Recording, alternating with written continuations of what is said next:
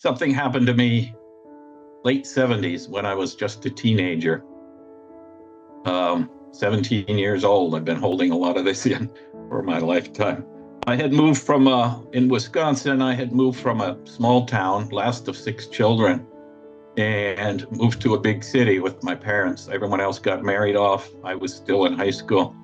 And suddenly I had no siblings around me and lost all my friends. And it really affected me quite in a very unusual way. I was, one day I woke up and I almost want to say I felt possessed. I had no control over my life, but I was also very, very nervous. It was the day where I believe I was supposed to die. I had so much nerves, I had to get out and go for a drive. And for some reason, I took my father's car, which had a real big engine in it, and I wasn't used to that. And I went for a ride, and I was heading back, and I just felt out of control somehow. And I was heading home on this little stretch of highway, and for some reason, I was so irresponsible, I pushed the throttle down, and with a 400 cubic inch engine, that thing really took off, and I wasn't used to that. And I was coming up on this little stretch of highway, and there was 2 or 3 cars on the right side. I was in the left lane. There was 2 lanes each way. And I just wanted to see what it was like. And I let go of the gas, but I still was exceeding the speed limit considerably. And as I was approaching these 3 cars in the left lane, one of them didn't see me, the guy in the back, and he pulled over into my lane. And it was dark out, and he just didn't see me because I was probably flying almost, very high speed. And when I was maybe 10 to 20 feet from him, he pulled out in front, and suddenly time stopped. I left my body. I went up somewhere. It was dark. I couldn't see anything, but I could sense things. I went up. There was no sense of, oh, I'm going to die. There was no panic, but there was also no sense of time. And I met this group of people who I'm assuming is my ancestors in a round table. I could tell there was a round table there, and there was a bunch of people looking at me, and they wanted to discuss my next move. And everything was calm. Normally, when you're about to have this big, huge accident, you freak out. I know I would now. But we had this conversation back and forth for, I don't know, obviously there was no time. I would assume 5 minutes. I guess if you can, when you're in those spiritual realms and the time is not there, it's hard to judge. But based on the conversation, a few minutes at least. And I never had this fear like, oh, I'm going to die. And it seemed so natural to me where I was there and making this discussion. I looked down, or I never looked down, but it was dark. I couldn't see anything. But we had this conversation, and I told them, I kind of reported to them and said, I was very foolish in going so fast so quickly, and it was a car I wasn't used to driving. And here I am 17, and the only thought that came to my mind was, I don't want to, whoever this person was, I don't want to hit this person, kill this person.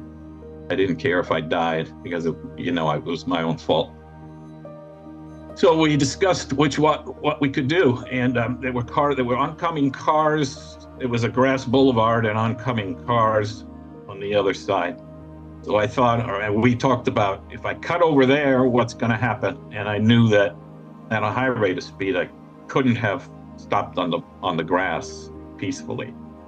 That would have been the best alternative, just cut off and stop and slow down or get back on the road. But it would have been too hard to control. And I easily could have lost control and had a head-on over on the left side.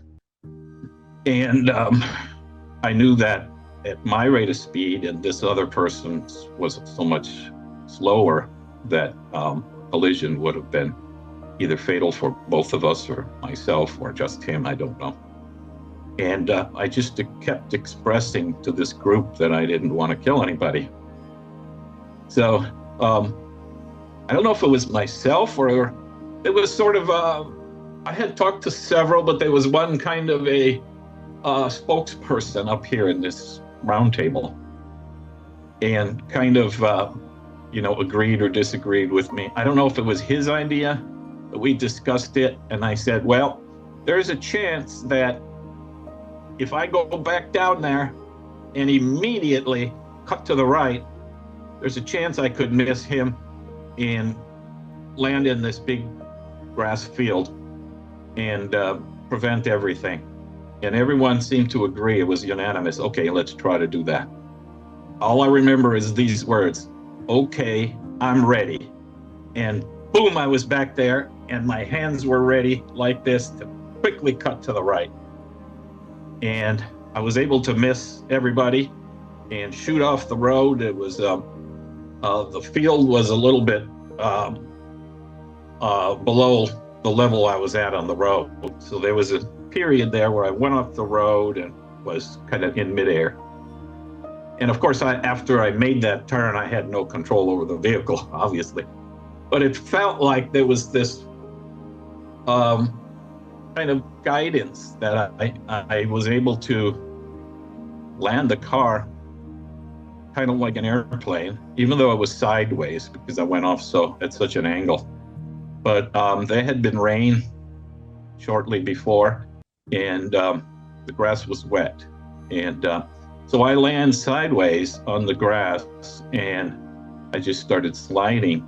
And I really felt like if this grass would have been dry, I think the tires might have caught and probably flipped me over and over and over. And if that's the way I died, that was okay. I just wanted to avoid hurting anybody else. And that's what happened. I slid for, several hundred feet sideways, and car finally stopped and it was turned off. I turned the key and it started. I looked down at the road and there's cars stopped on the highway watching me, I'm sure. And I didn't know what to do. What do you do? And the car started and I thought, well, I didn't hurt anybody and there really wasn't any property damage other than some grass dug up. So I put it in gear and drove home.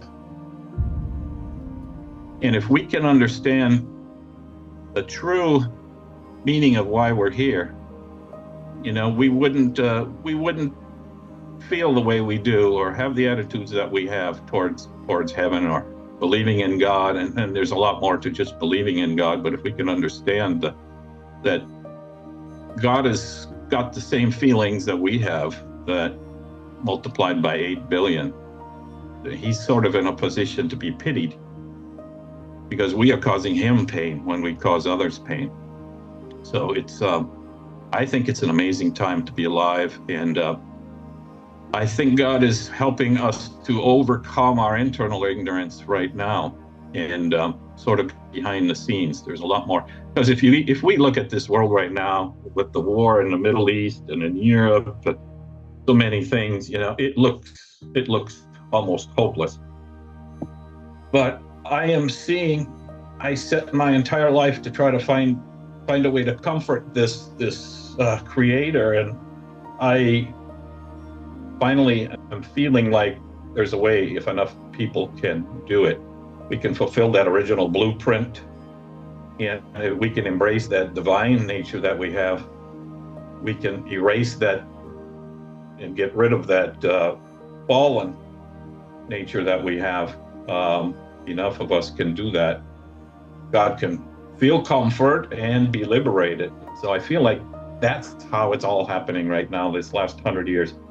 So I've been seeking internal knowledge in my life more than anything else. So after that experience at 17, it was difficult going to school. I gave up on that kind of education and tried to follow this path. So maybe it was really, I was showing that, you know, in the future you can have this great divine connection with all the things of creation, or you can follow that fallen way. I guess my experience wasn't just for me. That all the people, even those who don't even believe that God exists, if they understand God more clearly and not just superficially, that God is a caring parent who's only looking out for his children, and with the proper understanding of how God created mankind through certain principles, we can develop a relationship. Because as shocked as I was that I had a response of my loneliness, I was more shocked to find out that my little being, teenager, can cause pain or heaven. And, you know, if you can feel that deep inside, not just intellectually, but that relationship can grow and develop with that understanding. But it doesn't end there, because it needs to go beyond. But I was able to find like-minded people in a movement that really is working to try to bring all this back out, that I can get into maybe next time. But I just feel like, I hate to say it, but if I can do it, anybody can, kind of.